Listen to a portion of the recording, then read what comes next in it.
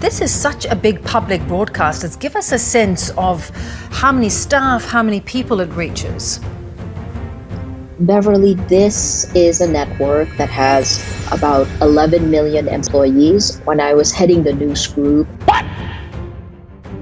A few moments later.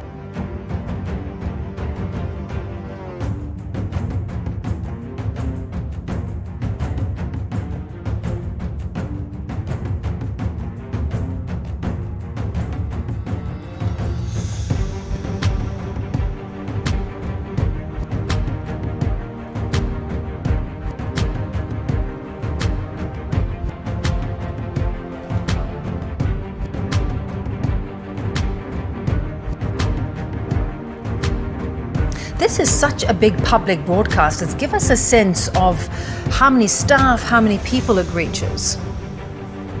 Beverly, this is a network that has employees. When I was heading the news group. This is such a big public broadcast. It's give us a sense of how many staff, how many people it reaches. Beverly, this is a network that has about 11 million employees. When I was heading the news group. It's unclear right now. They're appealing it. They're brought it to the Supreme Court. This is a Supreme Court that's largely dominated by the appointees of President Duterte. And as you know, we've certainly covered this gradual erosion of freedoms and the attacks against press freedom in the Philippines starting from 4 years ago. This is something President Duterte, the particular attack on ABS-CBN, President Duterte said he would not renew the franchise. That's exactly what's happened. And now you have a small administrative body that's essentially taken away the franchise. So it is a death knell of press freedom. This is such a big public broadcast. It's give us a sense of how many staff, how many people it reaches. Beverly, this is a network that has about 11 million employees. When I was heading the news group, it had a market cap of about $450 million US dollars. It essentially is the zeitgeist of the Philippines, right? It's a multi-platform, multimedia, the largest broadcaster.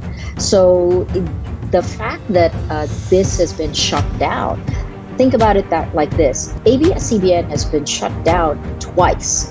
The first time was in 1972 when martial law was declared, and it was followed by 21 years of a dictatorship. That is remarkable to think back to. And I was going to ask you, during your time at the broadcast, did you come under similar pressure that is now being experienced under Duterte? Filipino journalists have not felt this kind of pressure. I mean, President Duterte is very similar in goals as President Marcos, but his tactics are very different.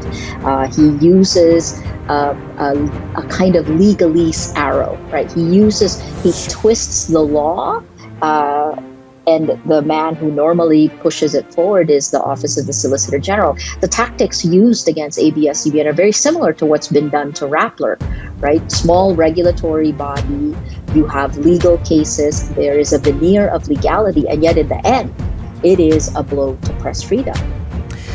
You believe there's going to be a big public backlash. Will it be enough to save the broadcaster, do you think? It's unclear right now, right? And that's part of the problem. If the journalists do not come together, if our people don't come together, then we will voluntarily give up our freedoms. Press freedom is, as you know, it's the foundation of every other freedoms that are guaranteed by the Philippine Constitution, which is similar to the United States. We have a Bill of Rights that guarantees this. I think the other problem is that the context, right? I said the last time ABS-CBN went dark was in 1972. Curfews, barricades. Well, here we are again. Those curfews are there, the barricades are there, the checkpoints are there, but it's for a completely different reason. It's because we're facing a pandemic and we're literally locked down. Beverly, this is near the end of week 8 of a lockdown in Manila. So it's very difficult for people to come together. And that would be what would have happened normally. This is a network that's called the Star Network, right? And the artists and the stars would be out on the streets. And to that point about this pandemic, as you say, you're on the middle of it, it is so critical that there is free information around what is going on, the decisions that are being made by government. How will the closure of a broadcaster this size impact the ability to fight the spread of coronavirus?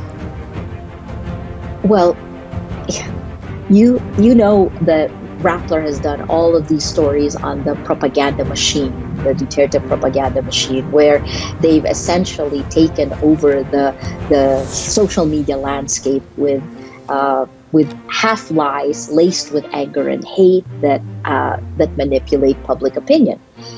In the time of the coronavirus, this disinformation has actually gone down, right? Because so many more Filipinos are at home on social media calling it out. But when you take out the traditional news groups, as you know, during this time, there's been a flight to quality. News groups have seen tremendous traffic, right? You take down the largest, you even the playing field again towards social media. And frankly, ABS-CBN reaches parts of the Philippines that through its radio network that only social media would be the option. So this is a battle for what the facts are, and now it's been skewed away from facts. Such a distressing time at, as you say, this point in the pandemic. Maria, as always, we know you continue to battle the same issues at Rappler. Thanks so much for joining us.